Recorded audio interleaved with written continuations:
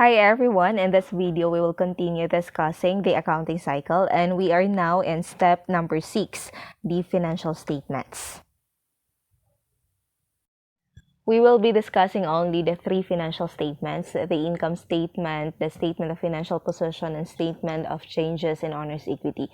So yung ibang financial statements, hindi na natin pag-uusapan pa sila kasi medyo complicated sila. And then, kaka-start nyo pa sa pag-aaral ng accounting. So, dito muna tayo sa income statement, statement of financial position or balance sheet, at saka statement of changes in owner's equity. Okay, so we will now start our discussion starting off with the income statement. The income statement is the financial statement that shows the performance of the business within the given period of time. So, makikita mo sa income statement ay yung income and then yung mga expenses. So, usually, ito yung pinakaunang ginagawa before the other financial statements kasi siya yung pinakamadali din gawin. For discussion purposes, we will still be using our continuing illustration on Davao Laundry Services. So, ito yung worksheet ng Davao Laundry Services. I'm only showing you the relevant columns, the income statement, and the balance sheet columns. So, with the help of the worksheet, mas magiging madali sa atin yung paggawa ng income statement, ng statement of financial position or balance sheet, at ng statement of changes in owner's equity. For income statement preparation, dito tayo magfo-focus sa income statement column ng worksheet. So, basically, ang gagawin lang is that kokopyahin natin lahat ng nominal or income statement accounts including their balances. Just like this one. Ito na yung formal income statement natin. As you can see, we have the heading. The first line is the name of the business, which is Davao Laundry Services. And then the second line is for the title of the report, which is income statement. And then the third line is for the period covered, which is for the month ended March 31, 2019. The basic structure of the income statement is revenue less expenses is equal to profit or loss. So that's why here we have in bold letter the revenue. So it is where you're going to itemize what are the revenue or income accounts. So in this case, we only have one, and that is laundry income of 80,000. And then for the expenses, we have here the operating expenses with the total amount of 56,850. So 80,000 laundry income less the operating expenses of 56,850. So the operating income is 23,150. And then less, we have another expense. So this is the interest expense of 1,000 pesos. So this is classified under finance charges. So 23,150 pesos less the interest expense of 1,000 pesos. So that will lead us to the profit of 22,150. So this is the profit for the month. So don't forget to double rule. Let's now proceed to the statement of changes in owner's equity. So take note that we still have the heading. First line is for the name of the business. We have Davao Laundry Services, and then the second line is the title of the report, and then the third line is the period covered, which is for the month ended March 31, 2019. The statement of changes in owner's equity will begin with the owner's equity beginning balance. So for Davao Laundry Services, the beginning balance of the owner's equity is 850,000 pesos. And then add additional investment.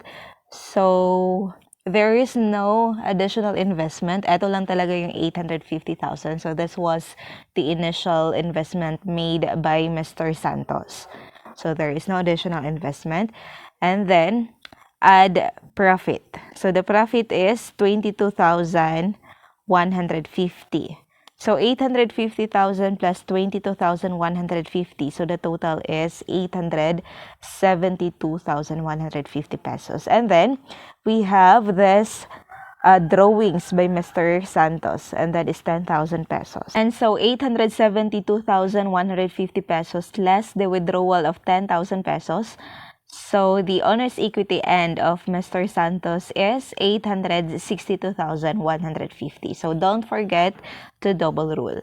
Let us now proceed to the statement of financial position or balance sheet.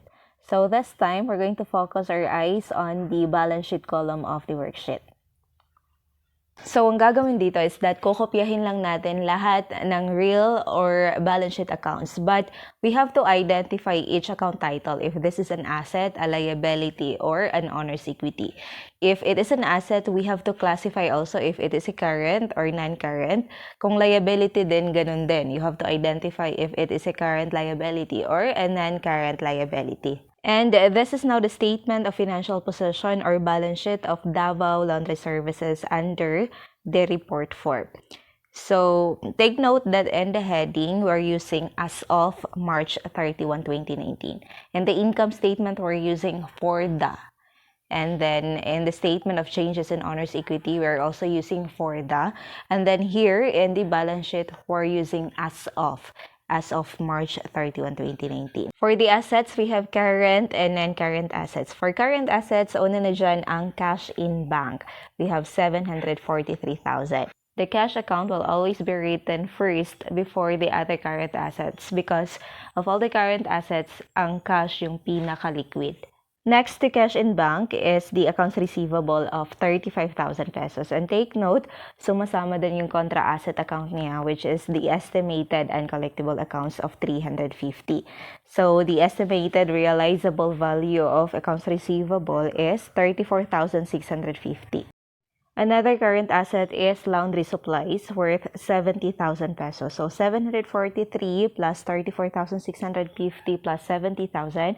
So the total current assets is 847,650. And then for the non-current assets, we only have one, which is classified under property and equipment, and that is the laundry equipment of 150,000 pesos. And take note also that sumasama din yung kanyang contra asset account, which is the accumulated depreciation of 2,500 pesos.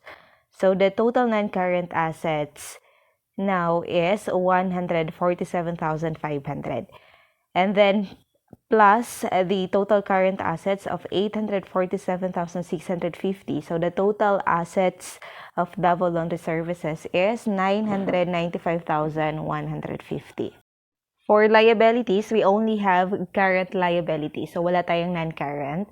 So the total current liabilities is 133,000. So that includes the notes payable of 100,000, accounts payable of 30,000, and accrued advertising of 3,000.